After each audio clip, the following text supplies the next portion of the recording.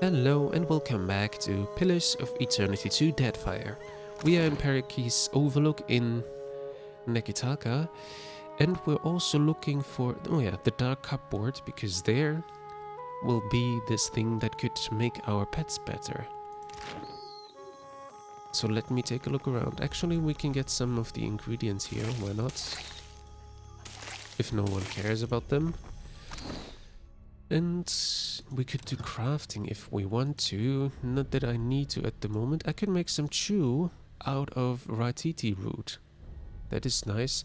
If possible, could I let her do it? Because she's alchemically vised. Maybe she can do it more prudent. It doesn't look like it's going to be better.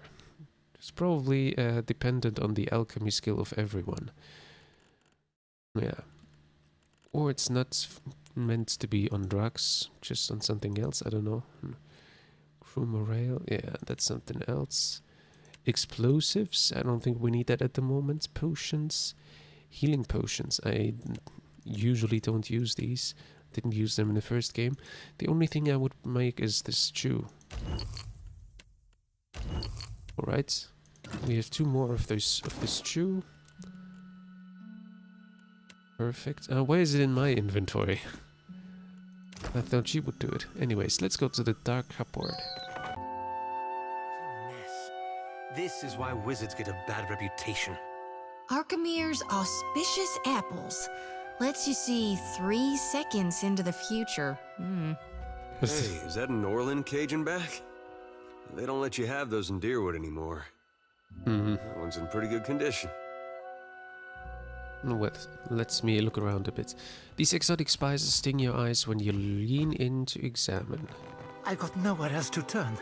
Stonehill is going to kill me. Don't drag me into your mess, Berteno. Not again. Then you leave me no choice. I'm sorry. Hey, come back with that. Medico! Can we not follow him to get it back? Apparently we should talk to her about it. Fascina? That flaccid pazzo. Pazzo, a term for the penis in a pejorative sense. This young wizard clutches the countertop, looking as if she's either going to vault over it or snap it in half. Imp, you had none of that, huh? An affirmative in Valian. The imp mutters to himself in a dark, guttural tone. That's what I thought. What am I going to do? Think, Fascina. She grabs a fistful of her hair and sighs. What was all that about? My postenago of a lover stole Rokawa's fingers. The master will kill me if I don't get them back. He must have wanted to raise some fast coin. Arkemir will flay me alive over those damned gloves. Fascina cradles her brow and groans. We have Arcana 2 and Insight 3. Strange that the constructs didn't attack him for stealing. Is it strange? I don't know. Go consult Archimede's grimoire if you're that curious. Flustered, she finds any excuse to look elsewhere. Why does he need the money? He said that he's in debt to a Rautayan captain by the name of Hamuto Stonehill. By all accounts, a deadly serious man. And what aren't you telling me? Not that it's any of your business, but Berteno used to spend a lot of late nights here. Fascina carves into her fist and avoids eye contact. I got into the construct's guts and marked off Berteno as a safe visitor so they would not attack him. That's why. And before you ask, no, I will never do this again. She crosses her arms resolutely. I'm not asking you to do it on my account. Why would I? And why are these gloves so important? You do not know Arkemir, do you? He is as cheap as a Wodican clerk. Whatever he loses from those gloves, he will take out on me. Somehow. I'll get those gloves back from you. You will? If you are expecting some payment or reward, I do need to keep this under wraps.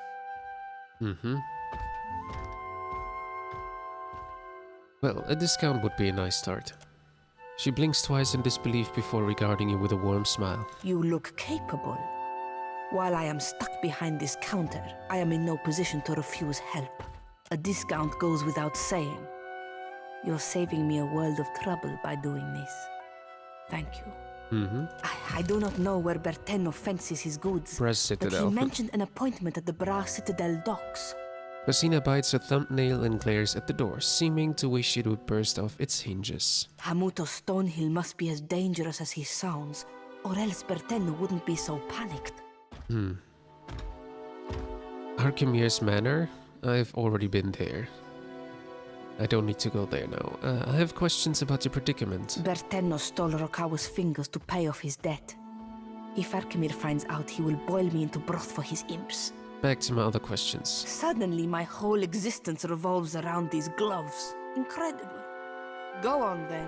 Could you tell me about yourself? I am the apprentice of He of Many Colors. That's plain old Arkemir to you.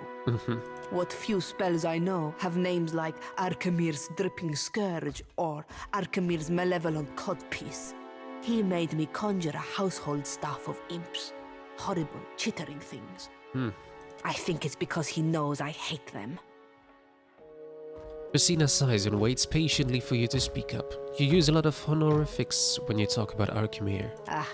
He makes me call him by the titles he's earned in his long career. I can also call him by the titles I've made up since the start of my apprenticeship. She grins, glancing left and right. To me, he's the bringer of foul wind, the teeth of suckling imps, and the herald of dirty slippers. Okay, that's nice. I'm not gonna ask for the sale because I would like to get the discount first. I'm not stealing anything here, that's not gonna happen, but here, let me see that. Salutations. Do you wish to hear your fortune? Puppet in the box cocks his head to the sides. The sergeant stares at you with a vacant expression. He taps the metal coin slot expectantly. 1 copper. I'd like to hear my fortune. The puppet's eyes close and he steeples his fingers. You hear gears whirring and clicking inside the box. His eyes reopen, this time with an amber glow. I see a bucket. No, a ship. You're going to embark on a journey very soon. Or have you already? If you encounter a man in a hat, you must be careful not to speak to him. The consequences are too dire. He nods in a sagely fashion. I can see no more. Unless you give me another pyre. You're not very good at this, are you? I just told you an accurate fortune. You'll be thanking me when it comes true. Oh, Ifrin, you were right. I can't believe I ever doubted you. That's what you'll say. Guaranteed. He tips his head to the side and waits. What's your story? I got on Archimere's bad side and didn't exactly survive the experience. I see. I'm not really supposed to chat with customers. He taps the coin slot and winks at you. Do the Huana have any problem with Arkemir holding you here as a slave? The queen is too pleased at having an archmage at her disposal to care. His hinged mouth twitches in a sad smile. I can't blame her. The Huana have got it rough. We all need coin in the end. 2 in metaphysics. I wasn't aware it was possible to bind a soul to this type of contraption. How about you get yourself over to the Animance's Tower in the Sacred Stair then? No need to gawk at me. Do any of your fortunes actually come true? Sure, all the time. He stares at you unblinkingly, daring you to call him a liar. Well then, farewell. Oh, we're allowed to open this? Ah yeah, that's the creature diversion. I would like to save the game before, because I'm really not sure this is going to do something good. Dragon pets to sacrifice? Okay, how do I... because I need to have it in my... Here, okay. Let's see. What, creature assembly, creature division? I could put in 2 and... Okay. Gosha. Sacrifice pet. Holy hell. And I get outs. Gosha. Okay. What bonus could I make? I can make my own bonus. Oh, this is hard. We just killed the cat. Cruelty to enemies. Animals. Yeah, that's what I don't want to do. And this pet doesn't even have any bonus. Well then. I didn't kill the cat. That's why I saved before, because I didn't actually want to try it out. I didn't even get any bonus out of it, so it wasn't even useful. Maybe I need to unlock the bonuses first before I can do anything like that. The horns bones of a godlike. The plaque simply reads shoplifters beware without context. I see. Let's try to find this guy in the... At least I got the achievement, if nothing else. Curious Lantern. Name your prize. Oh, that's not gonna happen. Should I look around here a bit more before I go to the brass citadel? Let's talk to her. Quench your thirst on the way up the mountain? Emaita inclines her head and gestures to a wagon loaded with kegs. What do you serve here? Spirits and the like? No one this side of the slope will scorn you for a little indulgence. She smiles. Between us, folks tend to linger and spend coin in parikis when they've had a few. Good for Good business. I say. Good for business, Show me what you've got. Ale, for example. Ale is very good, but it gives -1 dexterity. Okay, it was better in the first game. Minus dexterity plus 3 mites. Healing received. Wait, yeah, plus 15% healing received. There's nothing that gives only positives, I guess. Yeah. I don't think we need anything now because we still have a lot here. Yeah, there's no need. Amara You have and no Tekēhu. right to interfere in Rauatai's business. Just 1 second, I want to check.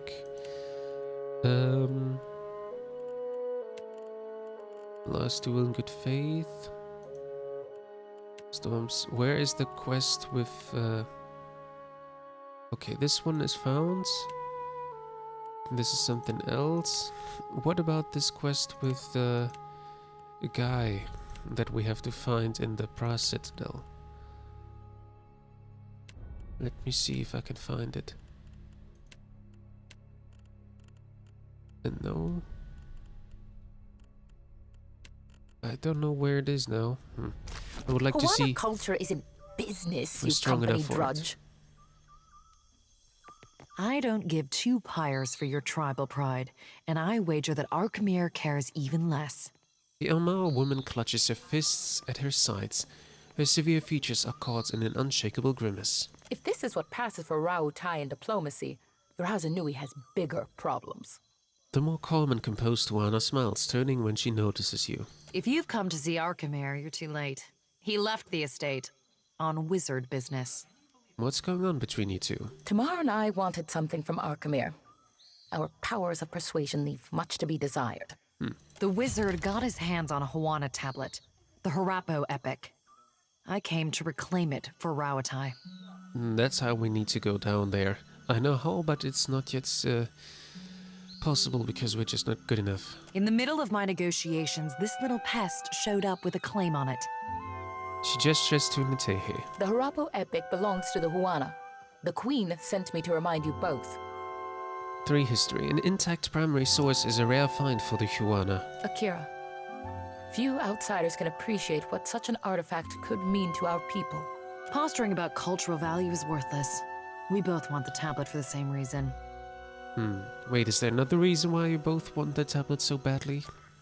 The pair go silent and awkwardly avoid eye contact, focusing in different directions. There are things better left unsaid. Okay. While I'm standing here, you mean?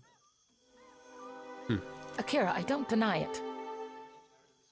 So what's your plan? I might as well adjourn to the palace in Serpent's Crown and give Arkemir time to think. What a load of... You mean to get your hands on that tablet with or without Arkemir? You island rats can barely write your own names, much less a distinguished epic. Tekēhu blinks at her in shock and takes a moment to smooth down the creases in her uniform. Scamper back to the Brass Citadel and spin your own plots. I will happily do the same on my side of the island. Tamara, I'd like to speak with you. I suppose I can spare a moment. She watches Tekēhu go with an uncertain frown. Any ideas on retrieving the Harapo epic? I heard tell of Ephron, a thief with a penchant for making house calls. Word has it that Ephron made his way inside of Arkemir's manor and later died. I know how to get inside of there. Now his soul is bound to the fortune-telling machine in the dark cupboard. Strange fate. Yeah, it's him. You and Tekēhu don't seem to get along. All of her pretenses of cultural pride are a means to an end. Like the rest of the Huana, she isn't above exploiting any advantage if she can profit from it. That doesn't seem fair. The Huana are trying to get by. As you say, Tell me about yourself. I help finance expeditions around the Isles, which often means keeping an ear to the ground. Not very romantic from behind a desk, but Rawatai's campaign could use the extra coin. I have some questions about the Harapo epic. It's a handsome piece of rock, which some call valuable. I won't dispute that point if the value goes to Rawatai. How did Arkemir come to possess the tablet? I believe that he had dealings with black market treasure hunters. Not that the Queen will implicate him.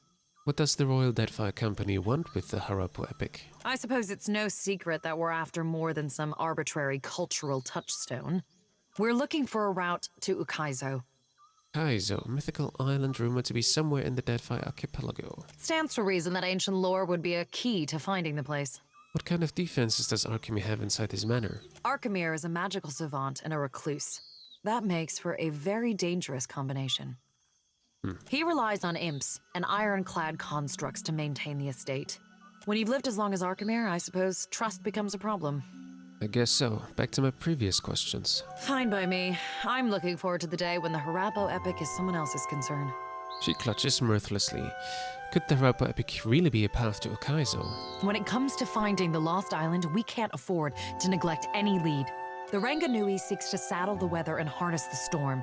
If there is a place where this can happen, it is Ukaizo. Tamara shrugs and wipes off the breast of her uniform. Farewell. And she leaves as well. What do we have still here? We have the manor, which we can't enter, of course. We have Water Shapers Guilds and the Serpent's Crown. Did the Queen summon everyone to the palace? Akira. Oh, stray cat, stray cat. I need to get the stray cat. Do you think the Audra Colossus would come here next? Can't really see the cat. Jules is the name of the cat. +1 perception. Asha also has +1 perception. Well, let's go with Jules. Now.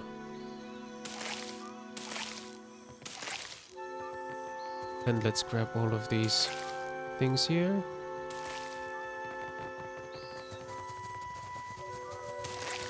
And then we go inside. Still have to remember to do the other quests. Water Shapers Guilds. Okay. Tekēhu, Guildmaster Myro. Tekēhu, you have shirked your duties for the last time, I say. The Guildmaster in fine robe stares down the sizable blue-skinned Almawa before her. Students observe the exchange in a loose circle, exchanging whispers. Guildmaster, be reasonable. He tosses his anemone-like hair, which glows faintly as each bulbous strand settles in place. I skipped one lecture to travel up the mountain.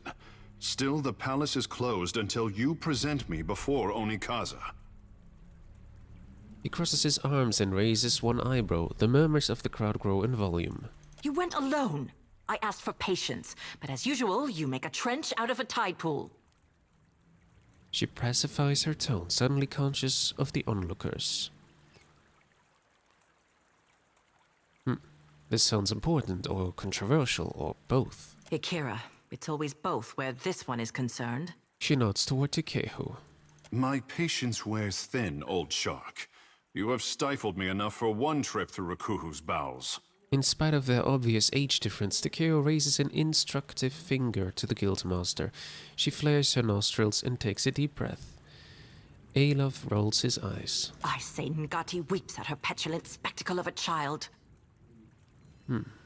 Deadfire Archipelago? I've heard of Ngati's Chosen, but I don't come across your type very often. You see, Myru? Finally, one who appreciates my birthright. Alof massages his temples, shaking his head. Yeah, I also don't like this kind of For a talk. water shaper who treasures his duty to the goddess, you spend too many days cavorting at the brothel.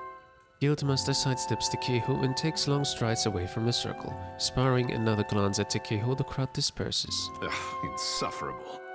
Tekēhu sighs and smooths back his hair. He turns his attention to you with a raised brow. Did you need something? Or is it enough to bask in perfection? Tekēhu grins and opens the palm, inviting you to speak. I take it you and the Guildmaster don't get along. Kira, I bring art to the Guild of Water Shapers, but they do not tolerate expression here. What I am is to blame, I say. I see. What is an excellent water shaper? A fine guess, but no. That's what he meant. Okay, he's not. It is because I am a godlike, kissed by the fish goddess at birth. He extends an arm and flicks one of the fine-like appendages running from his wrist to his elbow. Water shaping is Ngati's gift to the Huana, and apparently I am too. Savior to the tribes. He folds his arms and grimaces. Alof massages his temples, shaking his head.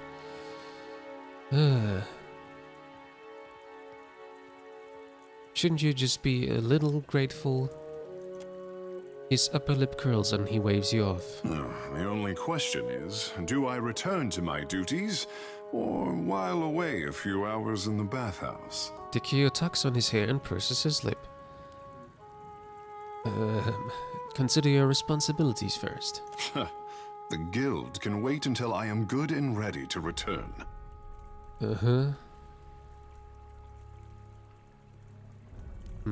Have you got something to tell the crown? Kara, I sent the prince a missive and heard nothing back. Tekēhu crosses his arms and sighs. He is a busy warrior in a time of peace, I say. Let's go to him together then. Being a watcher tends to open doors. A watcher? And here I am, used to being the freak of Pariki's overlook. He rests a hand on his hip and grins. What does a watcher do? I commune with the spirits of the dead. Ikera, just so. He strokes his chin, nodding. I say I am no sailor, and I know even less about death. I am an artist. He stirs his fingers through the air, drawing together droplets of moisture into an orb of water that floats over his palm. Yeah, we could have seen that now. My peers do not understand. Water shaping to them is like studying calligraphy, to brew ink and sort parchment. He lets the orb fall to the ground and splash at his feet.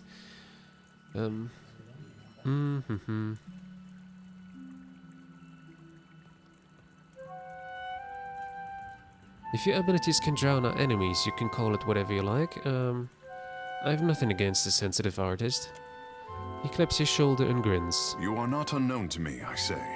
Whispers of an Adra Colossus reach my ears, and louder whispers of a corpse who follows him. Tekēhu raises one of his brows. What will you do when you catch up to this walking god?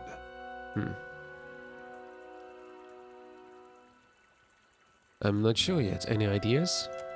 He nods, touching his lower lip as he weighs the matter with care. I would command the ocean herself to drag him to the bottom of a lightless trench. Tekēhu shrugs. If it untangles me from the guild's apron strings, then you can mount me as the figurehead of your fair ship.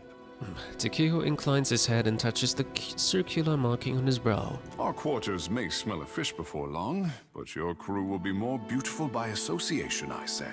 He winks. Alofs gives you a pained look. Yeah, I don't like this either. Do the rest of us have a say in the matter? He glances between you and Tekēhu, irritation plain on his face. No one's ever called me beautiful before. Blushing, she averts her gaze. Alof gives you a pained look. Fish smell would be an improvement. Glad to have you. Let's be off. Lead on. It will be good to put some distance between myself and the guild, even if we find less savory places along the way. A fair warning, Captain. Ngati gifted her favorite son with more than his stunning complexion. Tekēhu tosses his hair and sighs contentedly. What, can you bring down the water? Good guess. Only for as long as, well... Tekēhu folds his arms and considers. I say you will learn. In time. He winks, his eyes suddenly as dark as beads of polished onyx. Okay, we could make him a druid, a chanter, or both. I would have liked to have him a wizard or so. Not because I don't like Alof, but because I noticed they don't get along, and then I would put him instead of Alof. But we need a wizard. So... if I make him a druid, he would be... like a tank, right? Or off-tank, basically. Because he could turn into... I don't know what he can turn into, though. Let me see. A druid? Spirit shift shark. He can turn into a shark. but outside of water. Interesting. And the chanter we already have. We don't have a chanter currently in our party, but I don't know if we need one. Maybe it would be good to have one. So maybe I'll go for both. But then I would have to take him in for Idwin, because she is the crowd controller right now. Yeah. Adair is the tank, we need him. Alof is the wizard. And Joti is the healer, so basically I would have to put him for Idwin. Well, I like Idwin, so I'm not sure if I need to... Yeah, let's take him for the moment a bit, but not completely. We also have Seraphin. He's also a crowd controller. Seek your horizons, and I shall seek mine. Don't worry, you'll be back in the roster, in the current party. If you want for company, look no further. Let me change the setup. You should be... No, actually, it's fine. You can stay there where you are. Let's make level ups. Okay, let me see what I want to focus on with him. Tekēhu, third. Athletics, Insight, and Diplomacy. Athletics, Insight, and Diplomacy. Diplomacy. What can we do here? Reduces armor rating of enemies in the area of effects. Drains electrostatic energy from the environment to create 3 bolts of lightning, causing shock damage to any in their path. Slash and shock armor ratings for allies. Creates a thunderous explosion that stuns and shoves enemies in the area of effect. He already has this. Okay, we're in the Chanter one. What do we go into the Druid one? Maybe I want to focus on that more. Corrosive damage. Causes enemies in the area of effect to glow with pale green light. Cause an icy wind of incredible power to arise, pushing back in the area of all in the area of effect. Yeah, but also my people, so I don't like it. Charm Beast. Invalid subclass Water Shaper. What does that mean? I can't use it, right? Yeah, I can't use it. Dancing Bolts summons a flurry of thin bolts of lightning, zapping enemies in the area of effect for shock damage. Talon's Reach, also can't use that. And Sunbeam, neither can I. Fast Runner, I can't use it either, that's what I went to say. Maybe I go for corrosive damage. Pierce damage and potential sickening. Nature's Mark. Glow of pale green light, making them easier targets. Affected enemies suffer decreased deflection and reflex. Why not go for this one now? Yeah. Okay then, Athletics. Diplomacy, Insights. Then, should I go for a Chanter ability now?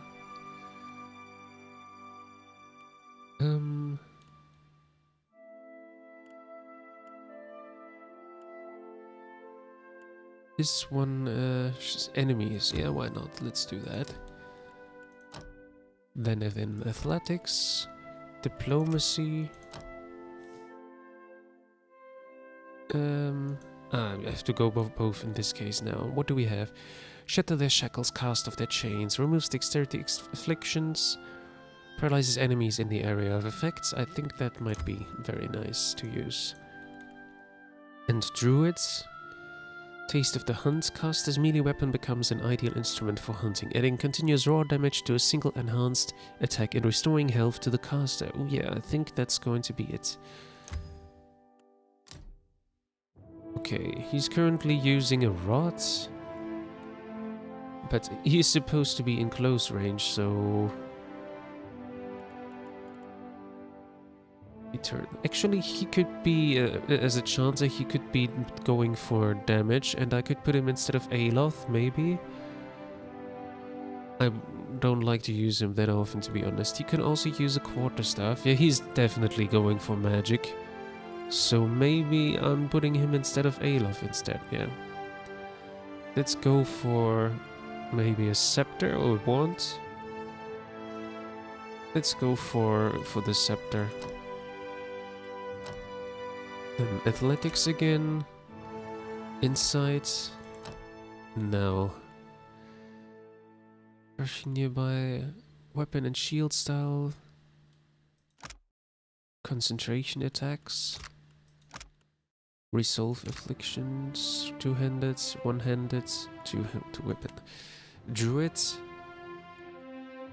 Wood skin creates a thick layer of bark over allies in the area, effective affording them an armor rating bonus to pierce, burn, and shock damage. The moonslides. Old beasts. Okay, some of them we just can't use. That's clear. Wild Strike Shock. The druid's knowledge of the forces of nature allows them to automatically inflict additional shock damage when spirit shifted. Oh yeah, I think I like that. Wild Strike Corrode. Wild Strike Freeze. Let's go for Freeze, yeah. I like Freeze. And we'll have him use both, actually. Normal attacks, magic attacks as well, and be chanting as well as being a shark then. Athletics. Diplomacy. Then... yeah, well, these were not so good. Pierce damage, slash damage. Okay, this is defensive. Come softs, Winds of Death, with health. The question is, can he use his chance while he's in the shape? I have no idea if that's possible. I might want to... Let's go for this one. Try it out. Okay, as soon as I can, I will switch him up with Alof. Let's talk to him a bit.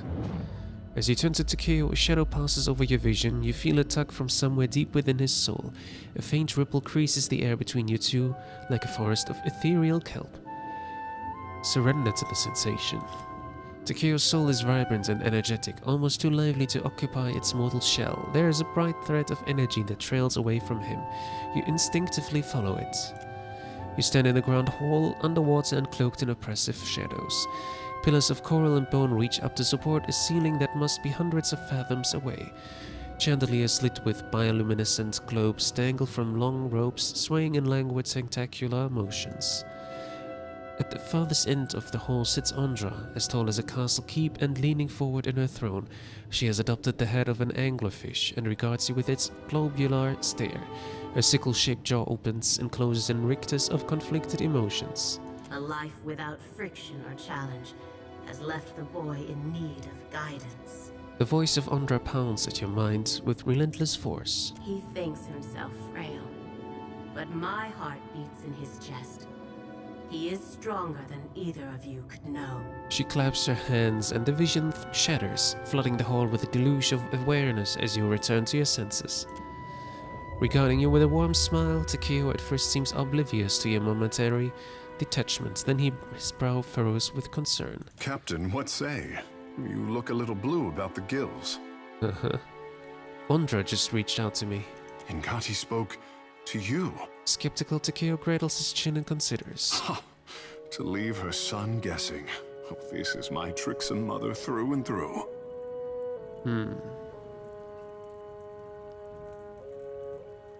She seems to care about your well-being. What mother doesn't?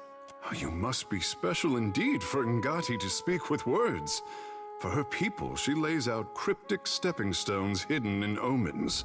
Akera, but send her my fondest wishes. The Kahanga royalty seems very taken with you. Between the crown and the guild, Nekataka has high hopes for Ngati's chosen son, I say.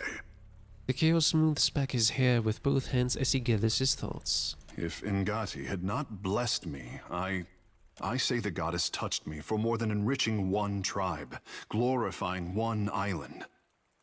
Tekēhu bites his thumbnail and sighs. I can tell you don't want to be anyone's savior. Akera, yes. Tekēhu draws in a deep breath and nods, savoring your words. I say there is me, Tekēhu, and there is the Tekēhu others would make like a coconut husk doll. You mean the one people would play with? Anyone with the strength to pick me up may play with me, friend Shouty.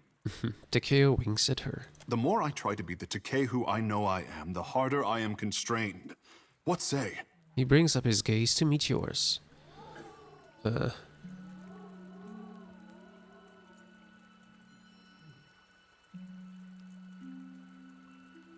No one should pressure you to be something you're not. But it is the adoring people who made Tekēhu the savior of the tribes. He shrugs, sighing. Many think that I have a duty to the Huana. I say I am the only one unconvinced.